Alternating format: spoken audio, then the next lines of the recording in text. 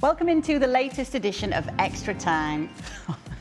There's Jan, Frank, Yeah. Craig Nice and patch. Stevie. What is that? We've lost his mic. Did he take his mic off and put it in his eye? A coin. I can't hear you, Jan, which is not a bad thing. Hey, I just want to, Kay, if I may, do you know the guy was the goalkeeper's name on Somalia, Algeria, in the Algeria goalkeeper? Do you know what his name was? Yeah, of course we do. We've got that information. Why, Frankie? Give me a second. She slipped my mind. Okay, all right. That was Zidane. Lucas Zidane in goal. Was it? Brilliant. Somebody playing an organ in the background. What's that? It's like a white noise machine or something Wait, in the you- background. Are you in What a is church? Is that church pews? What are you doing? Where's the music What is coming that? from? It's a harp. It's one of them, isn't it? It's a harp. It's not me. Okay. All right, it's gone. It's All not right, me. it's gone. You either play Okay. a harp like that. Okay. 2 thumbs, isn't it? A harp. All right. Yesterday, Whatever. Craig said, the standing of defending in the Premier League What? has The diminished. what? The what? The standard of defending in the Premier League has diminished. Over the years. Agree or disagree?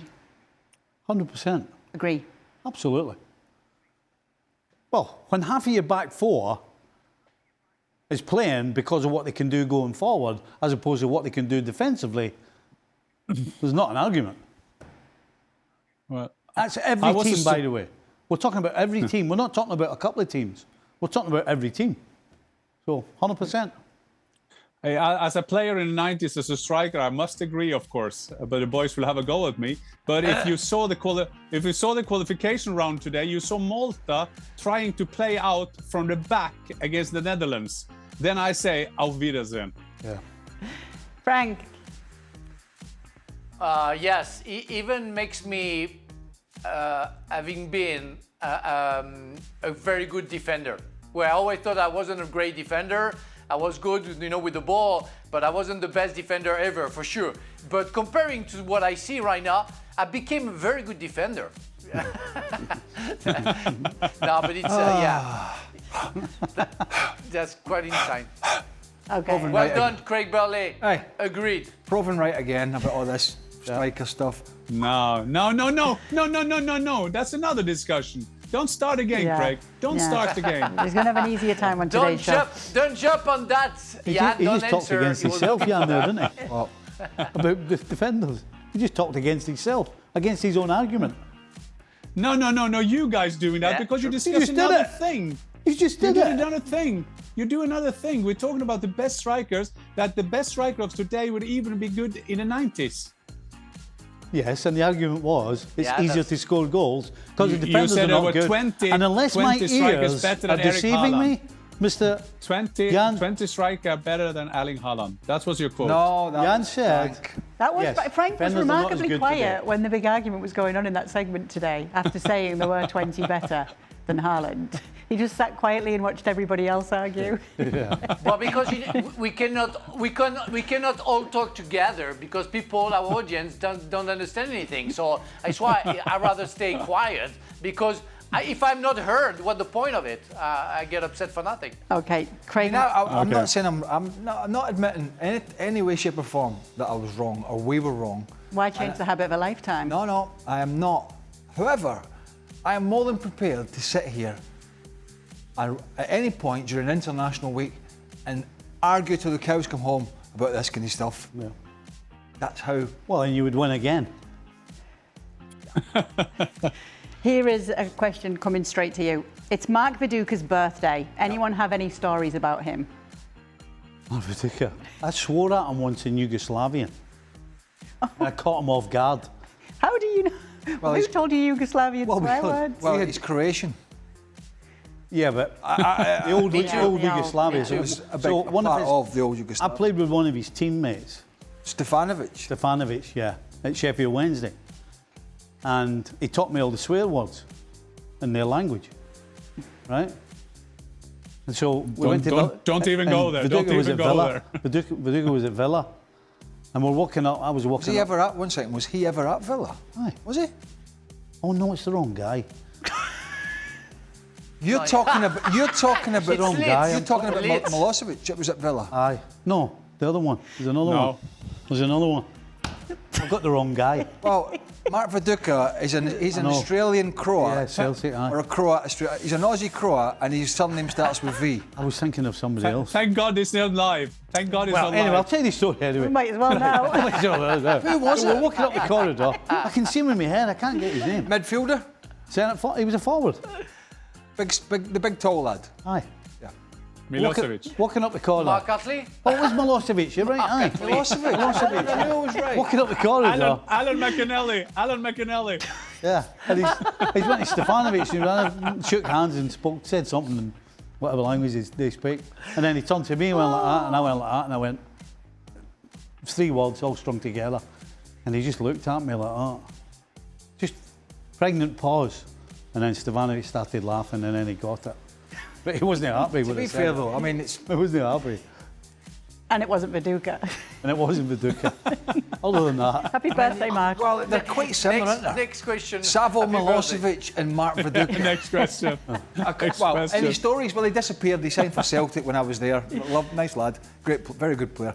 And he disappeared back to Croatia because he had a disagreement over some sort of contract, and so nobody could find him. Yeah. And then we did ask him to go, if he wanted to go horse racing one day, because we were having a bonding session with the boys. Yeah. Bonding. And we were going to Hamilton Racecourse to watch the horse racing. And he's do you want to come, Vidux? And he went, is it indoors? Now, I might be wrong. But is there any place where there is indoor horse racing? No. On the planet? No. Big, strong boy, great first touch, good player, most laid-back man on the planet. Coming to training, you're training at 10:30, he's coming in at 10:25. You're getting in the car to go to training, he's pulling his socks up. That's kind of how Vidux was, just laid back. I believe he's got a coffee shop or something now. Yeah, no. Yeah, we loved him at the Borough. No. He's a good player. That's the other guy. Oh, that's Craig, that's Savo the other guy. Milosevic's coffee shop. He actually does have a coffee shop right now. Viduka, that is. Yeah, and any Viduka stories? No, I didn't No? play with him. We had, as you know, Kay, we had another guy called Emerson, the Brazilian. Yeah. That used to go back to Brazil as well. He just left us and came home then and again.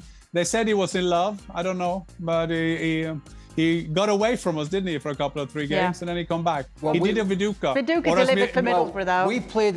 Yeah, it was just quick- very good for Middlesbrough. Yeah, we played against Croatia Zagreb, and it was basically almost the Croatia Zagreb team that had got to the semi-final of the World Cup in France. Kind of most of their players, and we played them in a Champions League qualifier, whatever it was, 2 legs. Prozinecki and all them were playing, and Vidux was playing up front. We beat them at Celtic Park. We went over to Zagreb. We got hammered, right, I think 3-0. Vidux up front was tossing.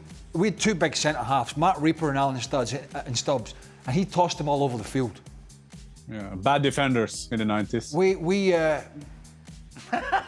would have ate Erling Haaland for dinner.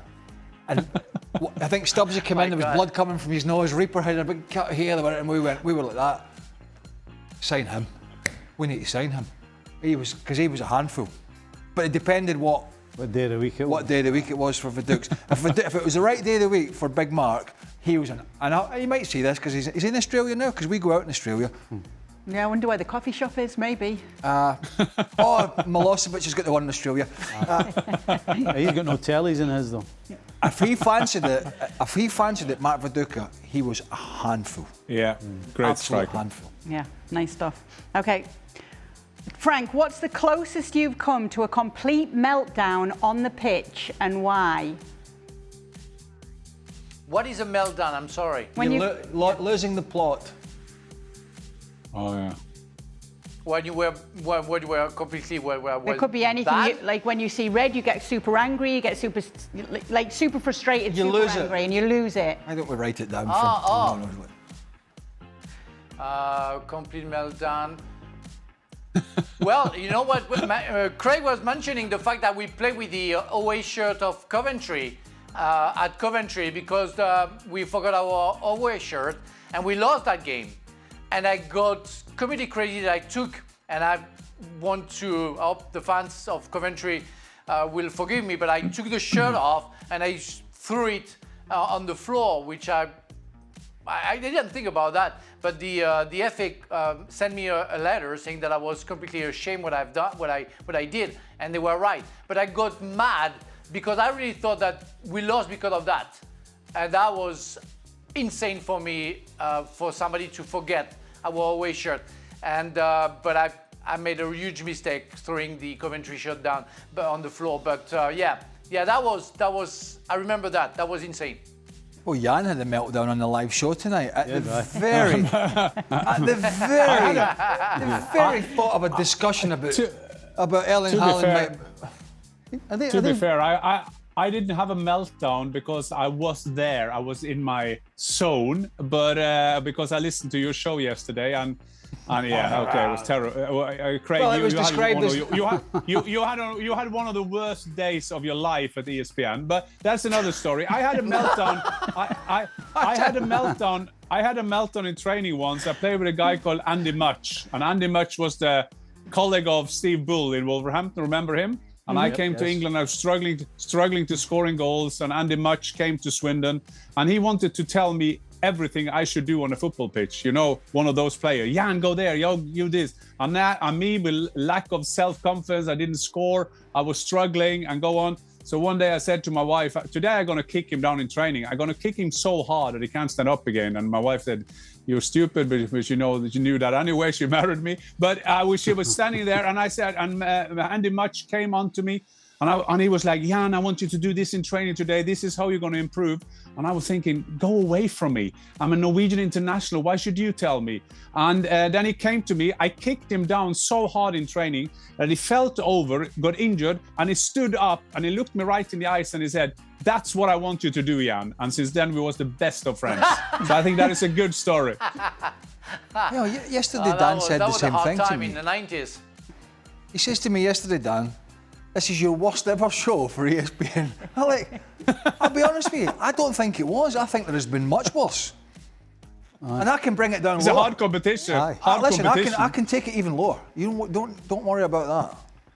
No, you know, I once got kicked in I once got a David Linnigan, who was Andy Linnigan's brother, for those slightly older, played for Arsenal. And David Linnigan played for Ipswich at some point in his career, and my uncle was the manager, and he gave him a free transfer.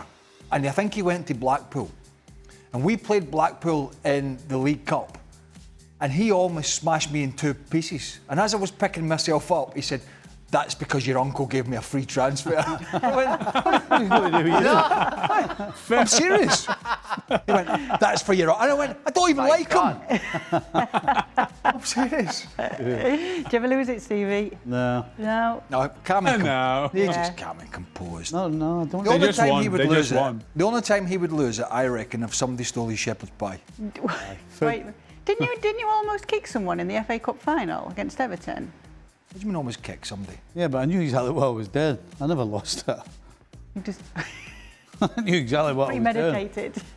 Aye, food and beer. And watching Liverpool. Food and beer. Or the golf. Yeah, no, food and beer.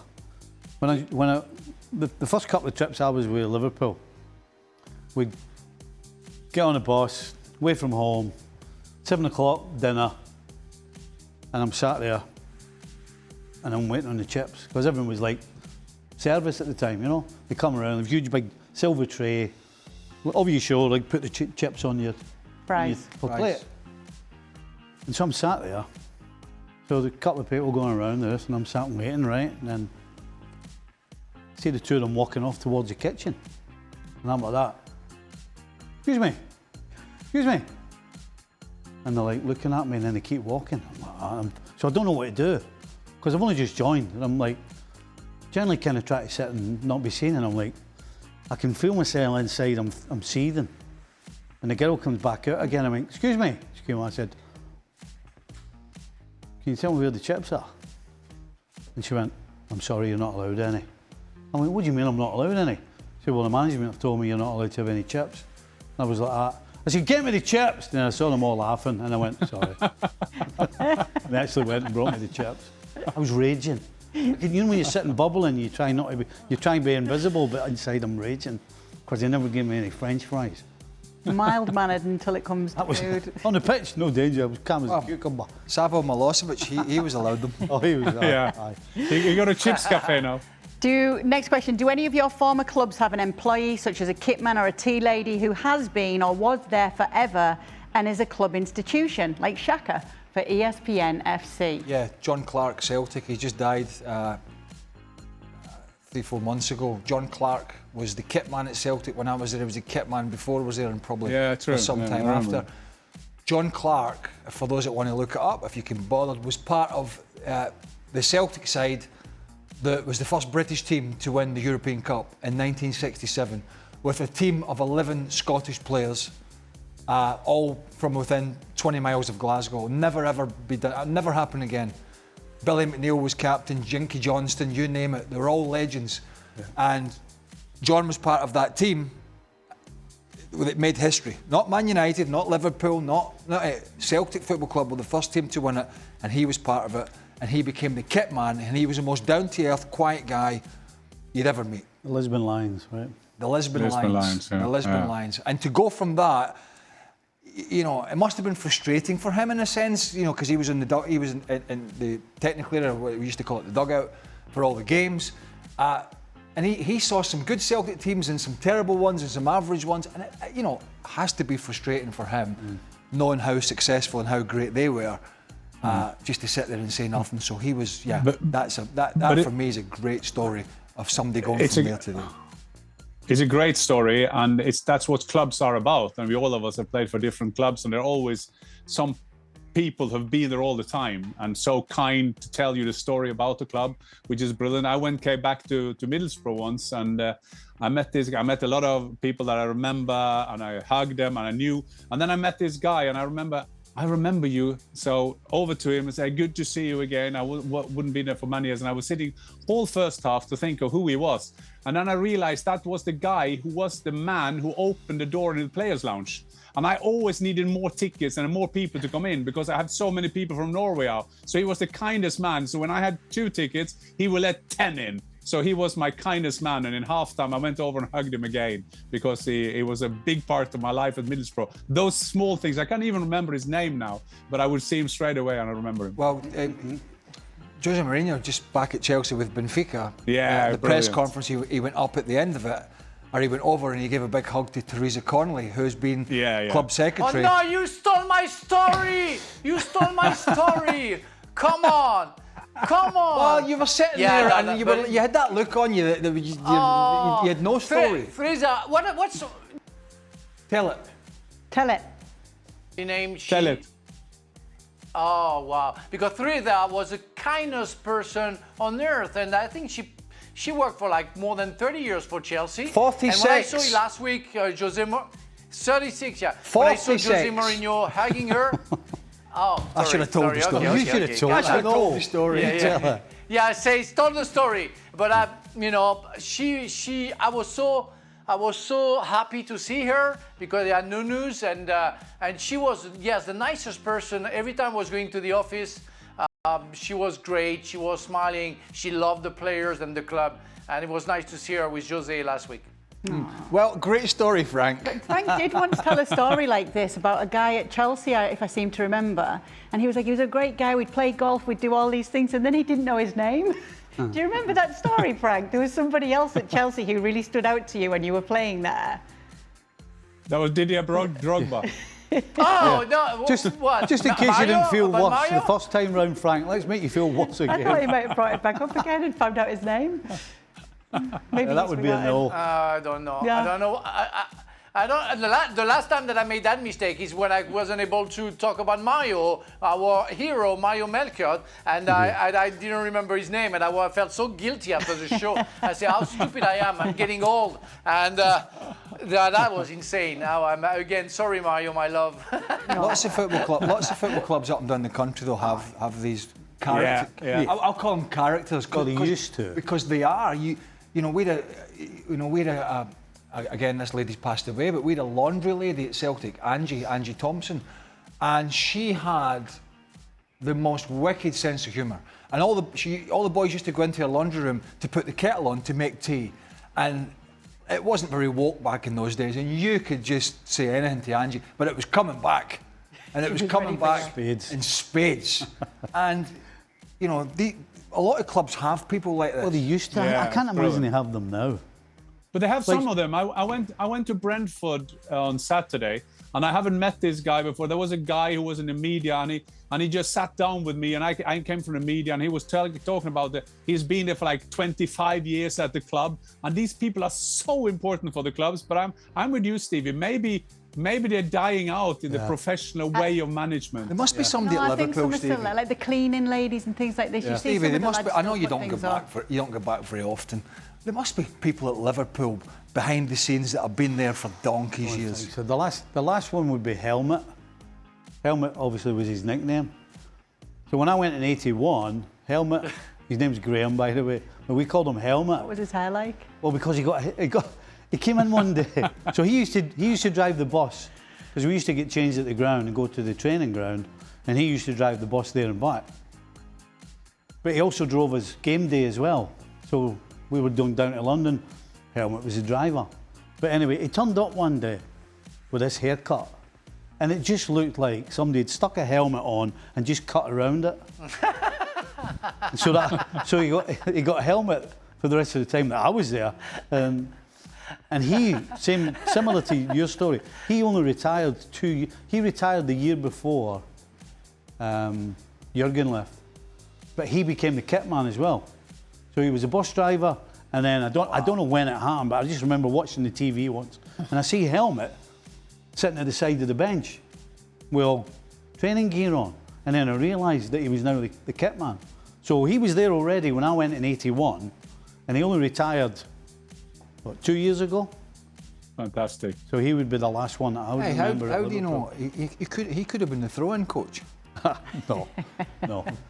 Coach driver, not any other coach. Okay, last question. If you had to sing your national anthem, who in all of the crew would butcher it the most among all of the ESPN FC cast members, players and pundits? So who'd be the worst at singing their national anthem? Well, it's not easy to sing a national anthem or any song with your front teeth missing. I tell you that.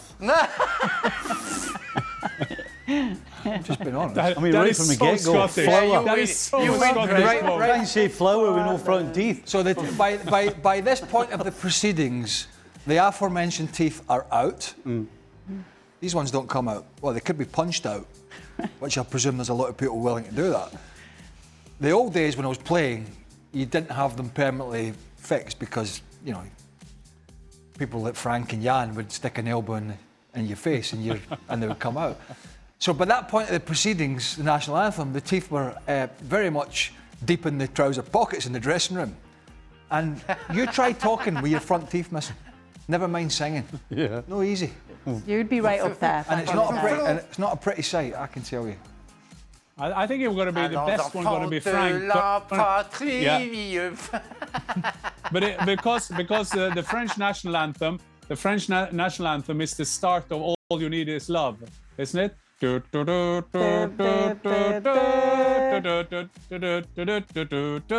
I invite everybody to check the national team of England. I think it's the national team of England, yes. How it was created and for whom it was created and how it came out. I think it came from an illness from Louis XIV in France, and not a very good one. But check that out because I don't want to say anything on live because it's not very nice, it's not very fancy, but it comes from a very bad illness from Louis XIV. Make your researches, guys, and you will talk we'll get about on it, it Frank. after. Thank you so much for that. How's your national anthem, Jan? Ja, vi älskar detta landet som det stiger fram. Ja, and then. Has anybody ever heard Shaka try to sing? No. I think Shaka's the only one, because you know Dan would fancy himself. Alexis would fancy herself. Alejandro. Why Shaka? I've never heard Shaka. Oh, you're just tried to sing saying around. No, it's not the kind But of thing. you know, it'd be between you and Shaka. Well, you know, you come to work and you sing. Why would you sing at work? Some people just walk around singing. My dad don't do we, that, Kay? singing all the time. That's true. Kay and I do a bit. Playing each other full-on songs Aye. while everyone's trying to watch the football. Aye. Yeah, especially on International Week. Only joking. Between Shaka and you. Shaka. San Marino. Oh, All right. Thank you so much for sending in your questions today. We'll be back tomorrow to do it all over again.